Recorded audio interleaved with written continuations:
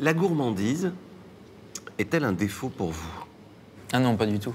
Pour moi, la gourmandise, c'est la fonction première de la cuisine.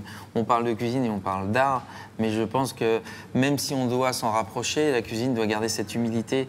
À la base, c'est quoi? C'est un acte d'amour. C'est un acte de famille, faire plaisir à ceux qu'on aime, faire plaisir aux gens qu'on invite chez soi. C'est rentrer dans son univers et faire partager un savoir-faire, faire partager ses goûts, faire partager ce sourire, ce plaisir, ces yeux qui pétillent. Et ça, c'est important et ça passe par la gourmandise. Et il ne faut jamais l'oublier en cuisine. C'est ce qui fait qu'on sauce, c'est ce qui fait qu'on y retourne, qu'on met les doigts dedans et qu'on aime ça. La passion, elle est toujours là, après autant d'années consacrées à la cuisine? La passion, c'est essentiel. On vit dans la cuisine, on vit dans nos métiers, parce qu'à chaque fois, on parle de cuisine, mais pour moi, c'est un métier. Je vais parler de la salle, je vais parler de l'accueil, je vais parler de l'art de vivre, je vais parler de la maison.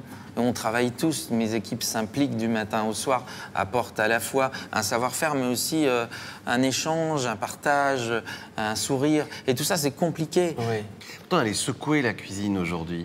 Elle est secouée par des mouvements comme le végétarisme, comme le véganisme. Ce sont des bouleversements auxquels on ne s'attendait pas et dont vous allez devoir tenir compte à un moment ou à un autre.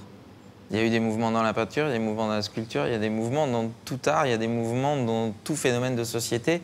Et finalement, quand on regarde, chaque mouvement apporte sa touche. Il y a eu, il y a quelques années, Ferran Adrià qui nous apportait la cuisine moléculaire. Aujourd'hui, la cuisine moléculaire a disparu. On est dans une cuisine plus nature, apportée par l'esprit un petit peu plus du Nord.